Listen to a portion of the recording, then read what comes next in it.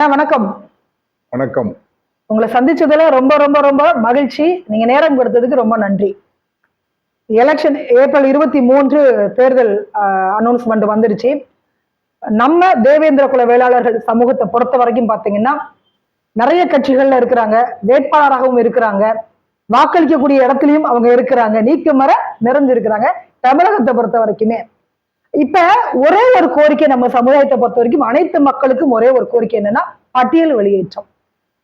நீங்க எப்படி பாக்குறீங்க? இந்த கோரிக்கை எப்படி இந்த நேரத்துல முன்வைக்கலான்றது ஒரு ஐடியா கொடுங்க. பட்டியல் வெளியேற்றத்தை பற்றி கடந்த 25 ஆண்டுகளாக தேவேந்திர குல வேளாளர் மக்கள் பல்வேறு தரப்பு அரசியல்வாதிகள்கிட்ட கேட்டுட்டு இருக்காங்க, சொல்லிட்டு இருக்காங்க.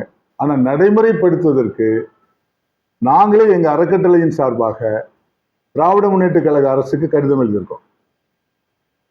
அதிமுகவினுடைய பொதுச் செயலாளர் எடப்பாடி ஐயாவை பார்த்து நாங்க மனு கொடுத்துருக்கோம். மக்களுக்கு இது ஒரு சரியான நேரம்.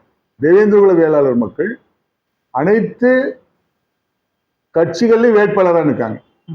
அது அரசியல் என்பது அவங்களுடைய தனிப்பட்ட விருப்பம். ஆனால் தேவேந்திர குல வேளாளர் மக்களுடைய நீண்ட நாள் கோரிக்கை, நாங்க தலித்துகள் அல்ல, நாங்க எஸ்சியா இருக்க விரும்பல, நாங்க விவசாய குடிகள், நாங்க மன்னர்கள் காலத்திலிருந்து நாங்க வாழ்ந்து வாரோம். எங்களுக்கு எந்த விதமான செயல்களும் செய்வதற்கு இந்த தாழ்த்தப்பட்டவர் என்ற ஒரு செயல் எங்களுக்கு தடங்களாக இருக்கு. தொழில் செய்ய முடியவில்லை. அடுத்தால வியாபாரம் போன்ற இடங்கள்ல போகும்போது பிரச்சனை ஏற்படுது. அரசு அதிகாரிகளாக இருக்கும்போது எங்களுக்கு பதவி உயர்வு மற்றும் பல்வேறு காலகட்டத்தில் புறக்கணிக்கப்படக்கூடிய ஒரு சூழல் இருக்கு. அதையெல்லாம் மாற்றுவதற்கு இது ஒரு அற்புதமான சந்தர்ப்பம். இந்த 2026 தேர்தல் வேட்பாளர்கள் பிரச்சார பயணத்துக்கு போயிட்டாங்க. இந்த பிரச்சார பயணத்தில் தேவேந்திர குல வேளாளர் கிராமங்களுக்கு வேட்பாளர்கள் செல்லும் போது தேவேந்திர குல வேளாளர் மக்கள் நாங்கெல்லாம் முடிவெடுத்திருக்கோம். பட்டியல் வெளியேற்றத்திற்கு சட்டமன்றத்தில் போய் வேட்பாளராக எம்எல்ஏவாக ஜெயிப்பவர்கள் அங்கு சென்று எங்களுடைய கோரிக்கையை பதிவு செய்து அரசிடம் பட்டியலிடத்தினுடைய அனைத்து செயல்களும் செய்யக்கூடியவர்களாக இருப்பவர்களை மட்டுமே நாம் கிராமத்தில் சென்று ஓட்டு கேட்க எம் மக்கள் அனுமதிப்பதற்காக காத்து கொண்டிருக்கிறார்கள். அதை நம் மக்கள் தெளிவாக செயல்படுத்த வேண்டும் என்பது எங்களுடைய வேண்டுகோள். இந்த சந்தர்ப்பத்தையும் தேவேந்திர குல வேளாளர் மக்கள் நழுவவிட்டால் மீண்டும் காலதாமதம் ஆகிக்கொண்டே இருக்கக்கூடிய சூழல்கள் ஏற்படும். ஏற்கனவே திராவிட முன்னேற்ற கழகத்தினுடைய திருச்சி தொகுதியில் இருக்கக்கூடிய எம்எல்ஏ ஒருவர் பட்டியல் வெளியேற்றம் கட்டாயம் எனது தொகுதியில் நான் போகும்போது தெரிய வந்தது என்பதை துரை சந்திரசேகர் என்ற எம்எல்ஏ சட்டமன்றத்தில் பதிவு செய்தார். திருநெல்வேலியினுடைய பாஜக தலைவர் நயினார் நாகேந்திரன் பட்டியல் வெளியேற்றத்திற்கு என்னுடைய தொகுதியில் நான் ஜெயித்ததுக்கு காரணமே அவர்கள் தான், அவர்களுக்கு நீங்க கட்டாயமாக தமிழக அரசு செய்யணும்னு பதிவு செஞ்சாங்க. பிஜேபி அரசு மத்திய அரசு இருக்கக்கூடிய காலகட்டத்தில் தேவேந்திர குல வேளாளர் அரசாணை கொடுத்தாங்க. மீண்டும் பட்டியல் வெளியேற்றத்தை பெறுவதற்கு இந்த அரசியல் சந்தர்ப்பத்தை எம் மக்கள் சரியாக பயன்படுத்துவார்கள். அதற்கு பட்டியல் வெளியேற்றத்திற்கு வேட்பாளர்கள் சரி சொன்னால் மட்டுமே கிராமங்களில் நுழைய அனுமதிப்பார்கள் என்பது என்னுடைய கருத்துமா. என்ன தடைனா? தடை இந்த பட்டியல் வெளியேற்றம் என்பது மாநில அரசு மத்திய அரசுக்கு பட்டியல் வெளியேற்றத்துல ஒரு கம்யூனிட்டி தாழ்த்தப்பட்ட பிரிவில் இருக்கிற கம்யூனிட்டியை மாற்றி அமைப்பதற்கு மத்திய அரசுக்கு மட்டுமே அதிகாரம் இருக்கு. ஆனால் மாநில அரசு அதை சம்மதிக்கணும். மாநில அரசு நாங்க அனுப்பின கடிதங்களை மத்திய அரசுக்கு அனுப்பணும். மத்திய அரசு அங்க பாராளுமன்றம், மேலவை, ரிஜிஸ்ட்ரேஷன் கம்பெனிஸ் டிபார்ட்மெண்ட் இருக்கு, ஜாதிகளுக்கும் துறை இருக்கு, சோசியல் ஜஸ்டிஸ் டிபார்ட்மெண்ட். இந்த நாளும் சரி பண்ண பிறகுதான் president of India, prime minister இவர்களுடைய ஒப்புதலோடு இந்த பட்டியல் வெளியேற்றத்தினுடைய தேவேந்திர குல வேளாளர் மக்களுக்கு பிசில சேர்க்கவா எம்பிசில சேர்க்கவாங்கிறத முடிவு செய்யணும். எங்களுடைய கோரிக்கை 1936 நாங்க பிசி பட்டியலில் இருந்ததுக்கு உண்டான ஆதாரங்கள் இருக்குது. எங்களை பிரிட்டிஷ் கவர்மெண்ட் டிப்ரெசட் கம்யூனிட்டி அப்படிங்கிற ஒரு லெவல்ல எங்களுக்கு சரியான ஆளுமைகள் அந்த நேரத்தில் இல்லாத காரணத்தினால எங்களுக்கு வந்து எஸ்சி என்ற ஒரு பட்டியலில் வச்சுட்டாங்க. அந்த பட்டியலில் இருந்து மீண்டும் எங்களுக்கு வந்து நீங்க வந்து பிசி பட்டியலுக்கு மாத்தி கொடுங்க அப்படிங்கிறது எங்களுடைய கோரிக்கை. ஆக எந்த தமிழக அரசு வந்தாலும், எந்த கட்சி ஆட்சி அமைத்தாலும், அந்த கட்சி வந்து எங்களுடைய கோரிக்கை மனுவை மத்திய அரசுக்கு அனுப்பணும். இது ஒண்ணுதான் தமிழ்நாடு அரசினுடைய வேலை. அதை வந்து இவங்க பிற ஆளுமை மிக்க பிற சாதிகள் இவர்கள் தேவேந்திர குல வேளாளர்களை வந்து பட்டியலில் இருந்து பிசிக்கு வந்தா அவங்களுக்கு அரசியல் அதிகாரம் கிடைக்காம போயிடுது. மாவட்ட செயலர் கிடைக்காம போயிடுது, மந்திரிகள் கிடைக்காம போயிடும். இந்த பட்டியலிருந்து வெளியே வரும்போது இவங்களுக்கு உங்களுக்கே தெரியும், இவங்களுக்கு 4 மந்திரி கொடுக்கணும், 10 மாவட்ட செயலர் கொடுக்கணும். 60 தொகுதிகளை 10,000 வாக்குகளுக்கு மேல் 30,000 40,000 வாக்குகள் வரை நிர்ணயிக்கக்கூடிய தொகுதிகளினுடைய சாதியாக தேவேந்திர குல வேளாளர் சாதி உள்ளது.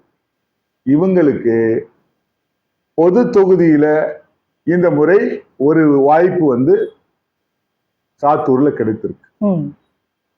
இதை போல அனைத்து கட்சிகளும் இவங்களுக்கு பொது தொகுதிக்கு கொடுக்காங்கனாலே பட்டியல் வெளியேற்றத்துல இவங்க தகுதியானவங்கன்னு தானே அர்த்தம். அத மக்கள் புரிஞ்சுக்கிடுவாங்க, அரசியல்வாதி புரிஞ்சுக்கிட்டாங்க. ஆக எங்களுக்கு வந்து இந்த தடைகளை தமிழக அரசு 2026ல வந்து புதிய ஆட்சி அமைக்கக்கூடியவங்க உடனடியாக இந்த மனுவை மத்திய அரசுக்கு அனுப்பி எங்களுக்கு வேறு அட்டவணையில எங்களை சேர்க்கணும். எஸ்சிங்கிற அட்டவணையில இருந்து, தாழ்த்தப்பட்டவர்கள் அட்டவணையில இருந்து, ஷெட்யூல் காஸ்ட்ங்கிற அட்டவணையில இருந்து எங்களுக்கு பேக்வேர்ட் அல்லது ஓபிசி எம்பிசி எது கொடுத்தாலும் சரி. ஆனா நாங்க வந்து அதுக்காக வந்து எஸ்சி என்பதை நாங்கள் குறைத்து மதிப்பிடவில்லை. அது ஒரு அட்டவணை.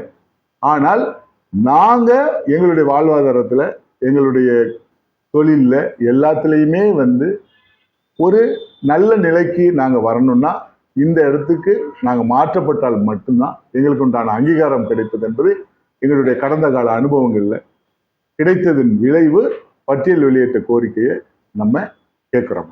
இதாம உண்மை. இப்ப சமூக நீதி பேசக்கூடிய கட்சிகள் 2 கட்சியுமே, அதிமுக திமுக, பாஜகவாக இருந்தாலும் சரி, காங்கிரஸ் இருந்தாலும் சரி, சிறுபான்மையினர் அவங்களுக்கு கொடுக்கக்கூடிய முக்கியத்துவம் அப்படின்றது ஒரு விஷயம் இருக்குது. அப்ப இந்த 2 கட்சிகளுமே இத்தனை வருடங்களாக தமிழகத்தை ஆண்ட பொழுது ஏன் பட்டியல் வெளியேற்றம்ன்றதுல அவங்களுக்கு ஒரு தயக்கம் இருந்துட்டே இருக்குது. சமூக நீதி பேசிட்டு தானே இருக்கிறாங்க. அப்ப அவங்க வந்து அடுத்த கட்டம் அவங்க மூவ் பண்ணலாம்ல. உங்களுடைய கேள்வி அற்புதமான கேள்வி, அருமையான கேள்வி. அதாவது சமூக நீதி பேசுகின்ற 2 ஆட்சியாளர்களும் இந்த இடத்துல தேவேந்திர குல வேளாளர் மக்களுடைய வாக்குகள் அவங்களுக்கு தேவை. ஆனா அவங்களுக்குரிய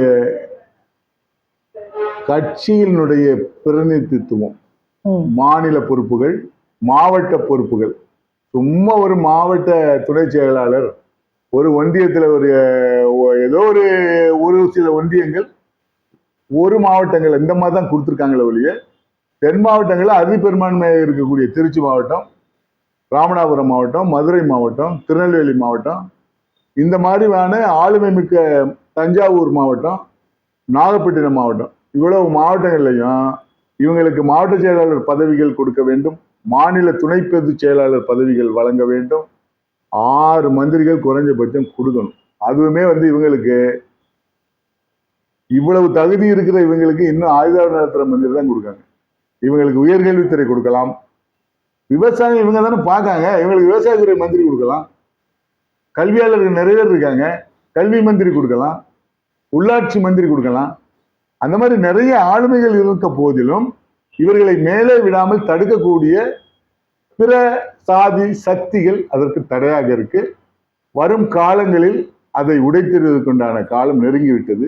பட்டியல் வெளியேற்றம் பெற்றால் உடனடியாக இது எங்களுக்கு நிச்சயமாக கிடைக்கும். அப்ப இந்த சமூகத்தை, குறிப்பாக நம்ம ஷெட்யூல்டு காஸ்ட் சொல்லக்கூடிய இந்த சமூகத்தை வந்து வாக்கு அரசியலாக தான் பாக்குறாங்க. எந்த கட்சி வந்தாலும் அப்படி பாக்குறீங்களா? தேவேந்திர குல வேளாளர்களையும் அரசியலுக்காக தான் பயன்படுத்துறாங்க. அரசியலுக்காக தான் பயன்படுத்துறாங்க. அதுல எந்த மாற்றுக்கிறது? அரசியல் இல்லாத குடும்பமும், அரசியல் இல்லாத நாடும், அரசியல் தெரியாத குடும்பமும், அரசியல் தெரியாத நாடும் ஒருபோதும் வாழ முடியாது. இது அரிஸ்டாட்டில் சொன்னது. குடும்பத்துல இருந்து அரசியலே தொடங்குது. நம்ம அரசியலுக்கு போக விடாம தடுக்கிறாங்க தேவேந்திர குல வேளாளர்களை. அந்த அரசியலுக்கு போகிறதுக்கு வந்து எல்லா ஆளுமைகளும் இருந்து ஒதுக்கப்படுறாங்க.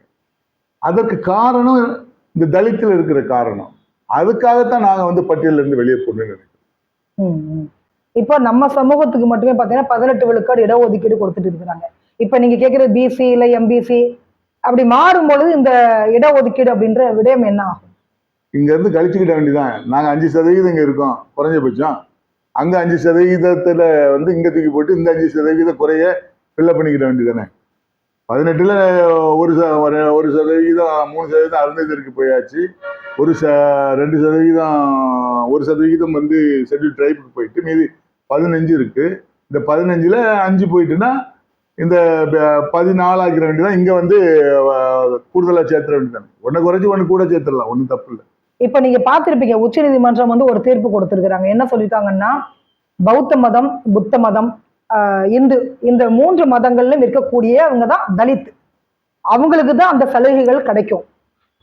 அதை தாண்டி வேற மதம் மாறுறாங்க இல்லையா, குறிப்பாக கிறிஸ்டினா மாறிட்டு நீங்க எங்களுக்கு வந்துட்டு அந்த இடஒதுக்கீடு நீங்க கொடுங்க, அந்த சலுகைகள் எங்களுக்கு கொடுங்க அப்படின்னு கேட்கறாங்க இல்லையா, அதெல்லாம் பண்ண முடியாதுன்னு சொல்லியிருக்காங்க. அதாவது இது வந்து அரசினுடைய சில கொள்கை முடிவுகள், சட்டத்தின் சில முடிவுகள். அப்படி வந்து அரசியலமைப்பு சட்டம் இருந்தால் மட்டுமே தான் சில நிகழ்வுகளை நம்ம செய்ய முடியும். ஏன்னா தாழ்த்தப்பட்ட மக்களுக்கு வந்து கிறிஸ்தவர்களாக உள் புகும்போது அவங்களுக்கு வந்து நிறைய சலுகைகள் இழக்கிறாங்க. ஆனா நாங்க தான் தேவேந்திர குல வேளாளர் மக்கள் வந்து எங்களை பிசி கொண்டு போங்கன்னு சொல்றோமே, எங்களுக்கு எதுனாலும் ஒண்ணுதான். அதனால எங்களை பொறுத்தவரை இந்த சட்டம் பொருந்துவதற்கு வாய்ப்பு. ஆமா, நாங்க பிசிக்கு போறாங்க, எங்களுக்கு ஆக்சுவலி வந்து இந்த சலுகை தேவை இருக்கு, அவசியம் இல்லையே.